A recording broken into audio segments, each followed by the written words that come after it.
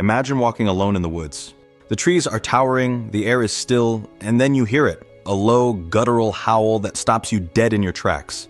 You glance over your shoulder, and that's when you see it, standing in the shadows, watching you. It's massive, hairy, and absolutely not human. This is the story of Bigfoot.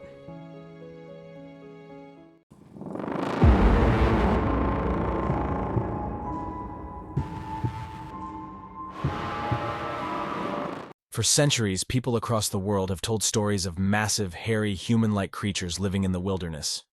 In North America, we call it Bigfoot. To the Pacific Northwest tribes, it's Sasquatch.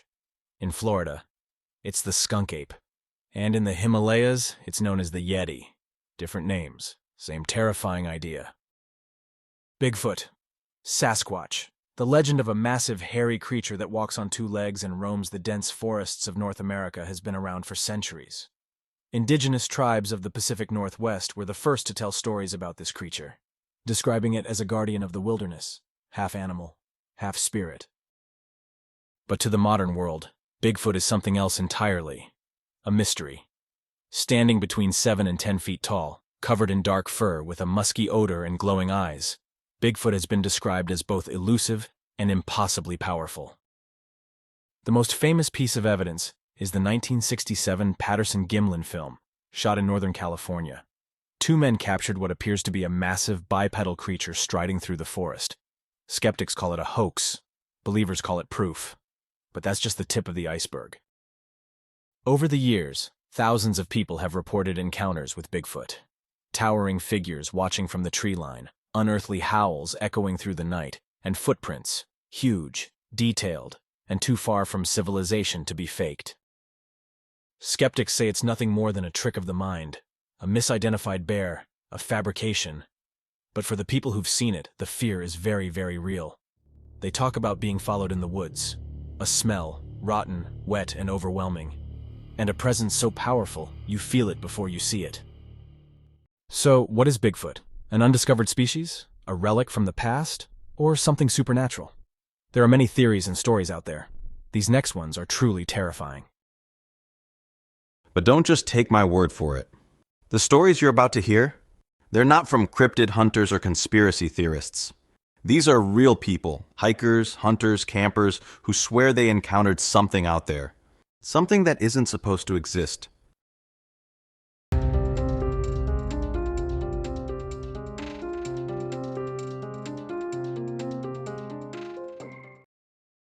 It's the summer of 1981, deep in the remote forests of Oregon. A man, his wife Angie, her younger sister Lynette, and their 1-year-old daughter Marisa are spending a few peaceful days at a family cabin, a place surrounded by wilderness, miles from the nearest neighbor. What starts as a relaxing evening by the fire quickly becomes one of the most terrifying nights of their lives. And by the end, they're left with one question. What was out there in the dark? That night, the group was roasting marshmallows under a pitch-black, moonless sky. The woods were eerily quiet, too quiet. Normally, this area was alive with nighttime sounds, crickets, frogs, the occasional rustling of leaves. But tonight, nothing. That silence weighed on them, but before anyone could say anything, it was shattered by a scream. It came from the far side of the meadow, this horrific sound, somewhere between a woman's scream and the cry of a mountain lion. But just as Angie turned to ask, what was that? Another scream echoed back, this one coming from the footpath leading to the outhouse. And then, the footsteps started. At first, they thought it might be a deer, but no. These weren't the soft, quick steps of an animal. This sounded like a person, a very large person. The footsteps got closer, crunching through the dirt, heavy enough to shake the ground near the campfire. Evan stood up, rifle in hand. He'd been camping all his life, but he'd never heard anything like this. He fired 2 warning shots into the air, hoping whatever it was would get the message. But in that moment, all he could think was, what if I've just made it angry? Evan yelled for Angie and Lynette to run for the cabin. They didn't need to be told twice. But when he got to the door, it was locked. He started banging and yelling for them to open it, only to be met with silence. When they finally let him in, Angie and Lynette were both visibly shaken. Inside, Evan tried to process what had just happened. The fire crackled outside, but the forest was still dead silent. He knew one thing for certain. They weren't staying the night. Evan told the girls to grab the baby and head for the car while he covered them. Angie tripped in the ditch next to the cabin, losing her shoe in the process, but they finally made it to the car. Just as Evan climbed inside, the headlights lit up the dark meadow. He threw the car into drive, but it wouldn't move. For a heart-stopping moment, Evan thought, it's got us by the bumper. Then it hit him. He'd left the parking brake on. He released it and sped down the dirt road towards safety. But at the first gate, just 100 yards from the cabin, Evan had to get out to unlock it. Stepping into the pitch-black woods, knowing that thing might still be nearby, was an experience he says he wouldn't wish on his worst enemy. By the time they reached town, it was past midnight. They woke up Angie's Uncle David, who listened to their story with a skeptical look. David gave him a long look, but must have believed him, because when they went back the next morning to retrieve their things, David handed Evan a .44 Magnum. When they arrived, the cabin looked untouched. But when they retraced their steps back to the campfire, they found something that chilled them to their core: barefoot tracks in the dust around the fire pit, tracks far too large to belong to any human. About 60 feet away, hidden behind a fallen log, they found a single deep footprint pressed into the soil as if something massive had been standing there, watching. Evan later connected this experience to reports of strange activity near Mount St. Helens after its eruption. Sightings of large, hairy figures, screams echoing through the woods, and tracks similar to the ones they found that day. What could it have been? Was it just an animal? Then how do you explain the large footsteps? Let us know your thoughts in the comments below.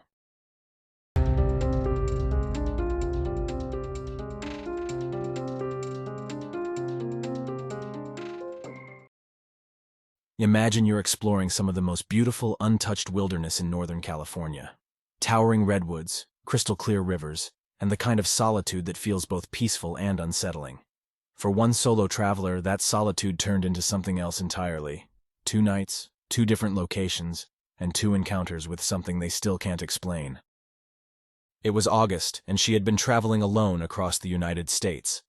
The first night, she stopped in Jedediah Smith State Park, down a secluded road to an old rock quarry that allowed dispersed camping. It seemed perfect, quiet, remote, and surrounded by towering cliffs. After setting up camp and letting her dogs roam, the evening started off uneventfully.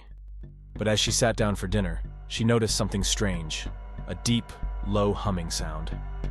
It wasn't loud, but it was powerful, so deep she could feel it reverberating off the quarry walls. It stopped as suddenly as it started, replaced by distant howling from across the river.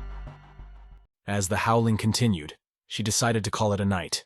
Climbing into her tent with the dogs, she turned on an audiobook, hoping for a peaceful night. But as she began to drift off, she heard something large moving through the brush across the river. The dogs, normally curious and fearless, began growling toward the sound, their bodies tense. That's when the traveler made a decision. She packed up the tent and moved to the car to sleep. The moment they closed the car door, a rock slammed into the trunk. Over the next 2 minutes, 5 more rocks hit the vehicle, one of them chipping the windshield. Whatever was out there wasn't just watching, it was targeting them. Gripped by fear, they started the car and drove out of the quarry, eventually parking at a Walmart in Crescent City to sleep for the night. But the nightmare wasn't over. The next day, she continued their journey, stopping at a Bureau of Land Management office in Arcata to ask about dispersed campsites. After hearing about her strange experience the night before, the staff member mentioned that while odd encounters were rare, the area wasn't without its mysteries. With new directions in hand, she headed toward Willow Creek, an area famously tied to Bigfoot lore. The site she chose, Horse Linto Campground, was stunning. The afternoon passed peacefully. The dogs were relaxed, the forest was alive with the sounds of nature, and for a moment everything felt normal. But as the sun dipped lower, a man arrived in a pickup truck. He asked if she were alone, if the dogs were friendly. The traveler lied, saying their husband was asleep in the tent. The traveler was used to dealing with weird and borderline creepy men. That is why she brought men's boots to put outside the tent. The man lingered, pacing around his truck, and finally asked, "Does this place give you the heebie-jeebies?" When the traveler said no, he replied, It gives me the creeps and left without setting up camp. But the man's reaction to their location did have her wonder. Was there something to this spot? About 45 minutes later, as the traveler walked along the riverbank, they looked up, and their blood turned to ice. Across the river, standing in the fading light, was a massive, bipedal creature. It was covered in dark fur, its body muscular and towering, but what froze them wasn't its size. It was its eyes. She locked eyes with the creature, and in that moment, time seemed to stop. For 10 seconds, though it felt like an eternity, the creature stared back, its gaze piercing, almost intelligent. Then, as the traveler tried to scream but couldn't, the creature spoke. The voice wasn't audible, it was in her head. Deep and resonant, it said, "Should you choose to stay here tonight, you are in imminent danger." Along with the words came an image, burned into her mind, a vision of herself running through the forest in the dark, but not from who or what. As someone with what is known as aphantasia, an inability to visualize images, this was impossible, and yet it happened.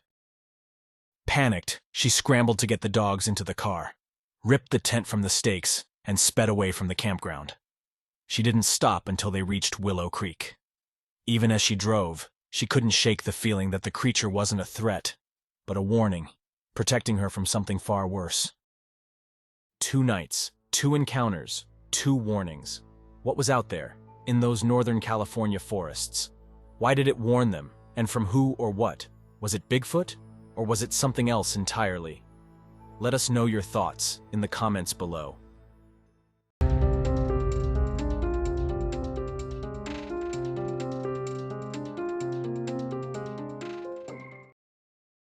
Camping is supposed to be relaxing. Just you, the trees, and a crackling fire under the stars. That's exactly what one couple and their 2 dogs thought they were signing up for when they set out on a camping trip up the California coast. But what they got instead was a sleepless night, a chilling encounter, and a mystery that left them questioning what or who was out there in the dark. It was their first family camping trip, husband, wife, and their 2 fearless beagle dogs. They'd snagged a spot at Albee Creek Campground in Humboldt Redwood State Park, just off the coast. The site was perfect, quiet, with plenty of space between neighbors and surrounded by the towering redwoods. After setting up their 4-person tent, they enjoyed a steak dinner cooked over the campfire. Behind the tent was an old tree stump, about 3 feet high, weathered and cracked from years of exposure. They leaned against it, wondering how long ago the tree had been cut down. It seemed like nothing more than a curiosity, but by morning, it would become a crucial part of their story. The night started off uneventfully. The dogs curled up in their beds between the couple's sleeping bags, and the forest was alive with the usual nighttime sounds. But sometime around 2 or 3 a.m., the husband was struggling to get comfortable when his wife suddenly nudged him. Hard. "Something is touching me," she whispered, her voice shaking. He rolled over, just in time to see the outline of something pressing against the tent wall near her head. Whatever it was, it moved away as soon as it heard them stir. The wife whispered for him to go outside and check. His response? No way. The moon wasn't full, but there was just enough light to see the faint outlines of the forest. They sat still, listening, as the dogs, normally fearless and vocal, curled up between the wife's legs, shaking and desperately trying to burrow into her sleeping bag. These were dogs that barked at everything, squirrels, possums, and raccoons, but now, not a sound. After a few minutes, they heard something moving away through the leaves. The footsteps were soft, deliberate, and headed toward the forest. Whatever had been outside was gone, at least for now. About 15 minutes later, the husband worked up the courage to step outside. He shone his flashlight across the trees, the picnic table, the fire ring, nothing. The stump behind the tent was empty. The neighboring campsites, about 90 to 100 feet away, were dark and quiet. No lights, no movement. The next morning, exhausted from a sleepless night, they packed up their gear.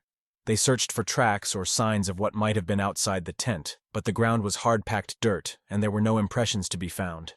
But then they noticed something strange.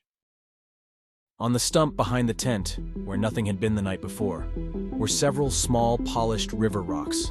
The couple hadn't put them there. Their neighbors didn't seem like the type to wander through someone else's campsite. So, who or what left them? On their way out, they stopped at the ranger station to ask about local wildlife. The ranger explained that while bears occasionally wandered through the area, sightings were rare. Deer and elk were common nearby, but they rarely entered the campground. When they mentioned that something large had touched the tent, the dogs had been uncharacteristically terrified, and the river rocks left on the stump. The ranger just smiled, shrugged, and acted as those were normal occurrences for the area. The couple left Albee Creek without any answers, but the details of that night stayed with them. The dog's silence, the unseen large presence that touched the tent, and those river rocks, deliberately placed on the stump, as if left there for them to find. Do you think it was a curious animal? A neighbor playing a strange prank? Why did the ranger seem to almost chuckle when he was told what happened? Was it something else? Something watching from the woods, leaving behind a quiet message before disappearing into the trees? Let us know your thoughts in the comments below. Thanks for watching. If you enjoyed this video, hit the like button. Also, make sure to subscribe and ring that notification bell for more true creepy tales. Stay safe, and until next time, my friends,